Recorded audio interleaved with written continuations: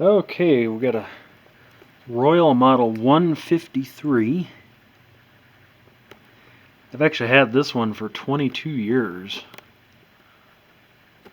And my grandma really liked using this one at the house when I was a kid because it was light. And I'd kind of like to go over some of the pros and cons of this model. But pros on this is, I would say, it's possibly the most amazingly designed all-metal vacuum. And what I mean by that is there's nothing extra here. It's got just enough metal to house the motor, just enough for the power nozzle. I mean, there's just no extra metal where it doesn't need to be.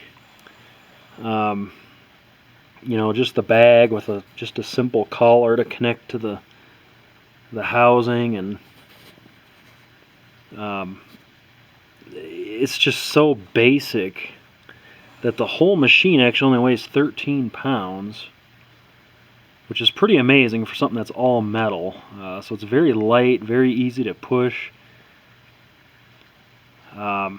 And this was such a basic machine that it actually only had an upper cord hook. The lower one, I made that one, as you can see. I didn't want to drill any holes, so I just clamped it around the handle there. But I'm not sure what year this thing is. I've always wondered if someone knows about these. But yeah, not even a headlight, just a trim piece. Now, a cool thing about these older units, a lot of people don't know it, but you can see that little red dot, and that's to actually oil the motor. It's got a little spout. You take some like 3-in-1 oil or something and put a few drops down in there every couple months or so, and there's no ball bearings in this thing. It's all just bushings, and this screw here is for the rear bushing. You can actually take that out and put some oil down in there. And yeah, unfortunately a lot of people didn't know that. And so what would happen is, you know, these motors would go bad because they would just be so dry, lack of oil, that they would develop play in the bushings, and then the armature would go bad or something, and that was unfortunate. But this one luckily had very little use on it, so it stayed pretty good. But yeah, this here, you can adjust your height. Basically it just tilts like this. Tilt it up or tilt it flat or kind of tilt it forward. It doesn't really raise up and down like you would see on a Kirby. But either way, very good machine. But this one, actually, I just oiled it, and so what I'm going to do is disconnect the belt, because what I want to do is keep any tension off that motor and let some oil get down in those bushings before I try to start it up. So let me let it run for a bit with no belt.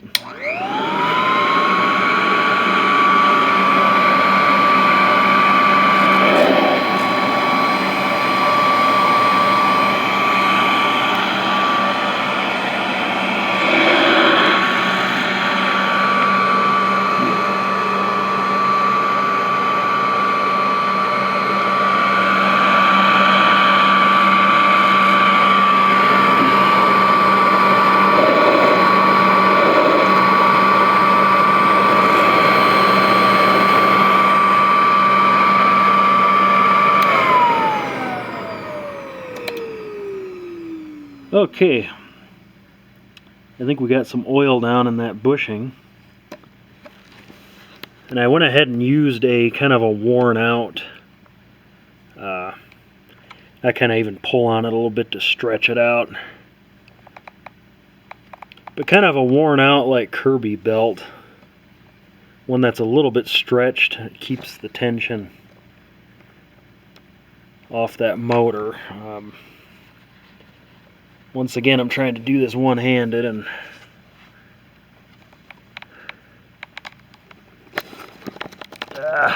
almost there. There we go. Okay. Yeah, I just don't want too much. If you have too much tension on that belt or on the armature there, it's really hard on those bushings. They get stiff because the a ball bearing rolls nice and smooth, and these old bushing style motors, you definitely don't want too much tension, that's for sure. We'll see how it does here.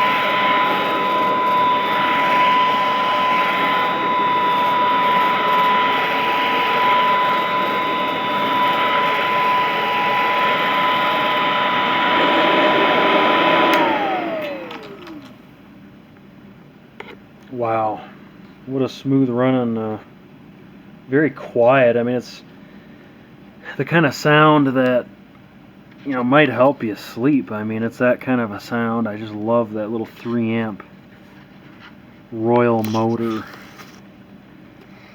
Great looking machine. Obviously you don't have to polish it, which is nice. It's painted, which is kind of cool. Yeah, a lot of good things about this one. You always get a little rattle from the rug plate on these older Royals. It's just kind of how they were, but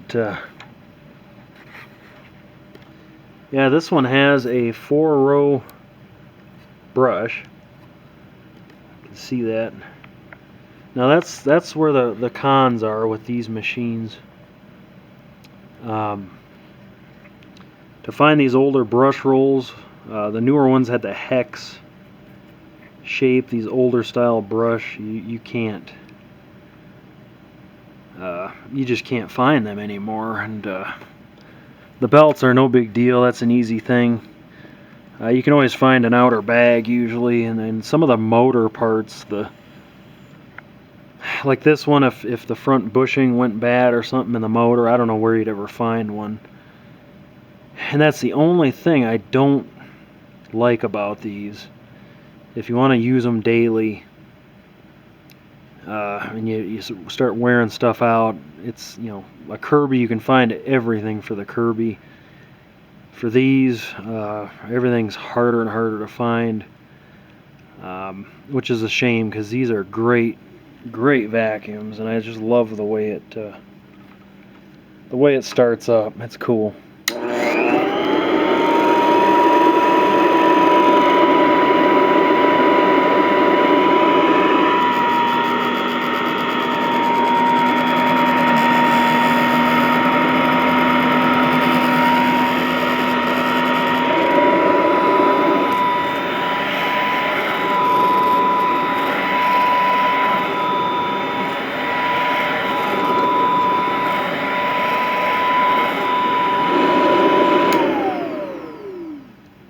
Wow, what a great machine.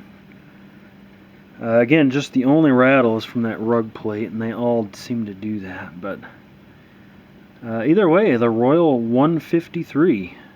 If anyone has more info on it, what year it is, stuff like that, I'd love to know. That would be very helpful. I don't think you can see the sticker, but I appreciate it. Thanks for watching.